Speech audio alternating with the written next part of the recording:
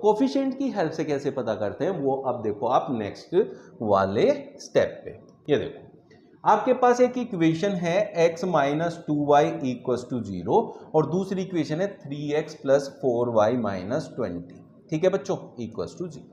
अब बच्चों यहां से आपको इनके कोफिशिएंट्स को कंपेयर करना है।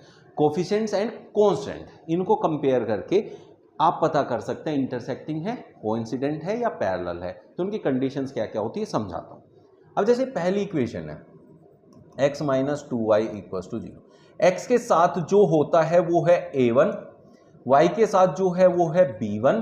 तो b1 की वैल्यू -2, a1 की वैल्यू 1 और c 0 है, c की वैल्यू नहीं है, तो ये हो गया c1। ऐसे करके आप किसी भी इक्वेशन से सबसे पहले a1, b1, c1 की वैल्यू फाइंड आउट करेंगे। ठीक है बच्चों। दूसरी इक्वेशन में ये है a2, ये है b2 और ये है c2। ठीक है बच्चों। अब सर क्या c1 उधर लेके जाना है या इधर ही रखना है? क्वेश्चन बनता है भाई, सिंपल सा लॉजिक है। वैसे तो इक्वेशन स्टैंडर्ड क्या कहती है, ax plus by plus c equals to 0। लेकिन अगर आप इसे उधर भी लेके जाओगे तो दोनों में ले जाना फिर, और उनके साइन के साथ वैल्यू पुट कर देना, तब भी सही होता है। अब इसमें a2 की वैल्यू कितनी है, a1 कितना है बच्चों, a1 और a2 का हम एक रेशियो निकालते हैं इसके अंदर, फिर हम b1 और b2 का रेशियो निकालते हैं। ठीक है बच्चों, और c1 और c2 का रेशियो निकालते हैं। अब इसमें तीन कंडीशन बन जाती है कि अगर a1 अपॉन a2 इन दोनों का रेशियो अगर b1 और b2 के इक्वल नहीं आता तो इट मींस वो इक्वल नहीं आता तो वो इंटरसेक्टिंग लाइंस वाला ग्राफ बनाएंगे।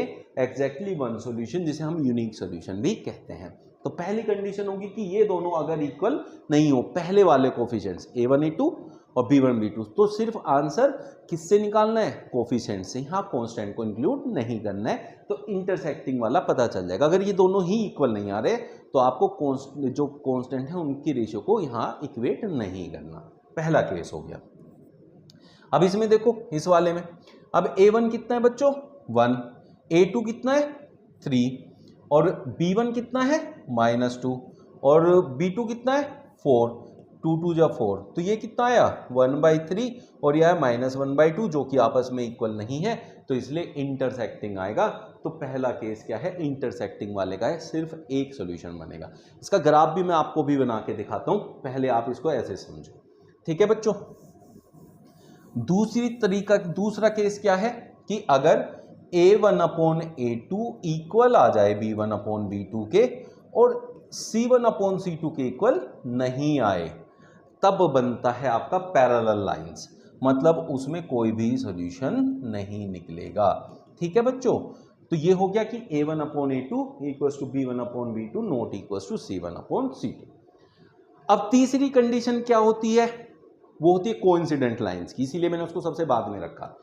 एक लाइन का ग्राफ ये रहा और दूसरी लाइन का ग्राफ भी इसके ऊपर ही आएगा, तो सारे पॉइंट्स दोनों में इंक्लूडेड है, तो इसका मतलब इक्वेशन बिल्कुल सेम होगी, लेकिन उसको थोड़ा सा चेंज करके दिखा देते हैं। जैसे यहां देखो, ये 2x plus 3y minus 9 equals to 0 और ये है बच्चों 4x plus 6y minus 18 equals to 0। अगर इस वाली इक्वेशन में से 2 कॉमन लूं तो क्या बचेगा, 2x प्लस 3y माइनस 9।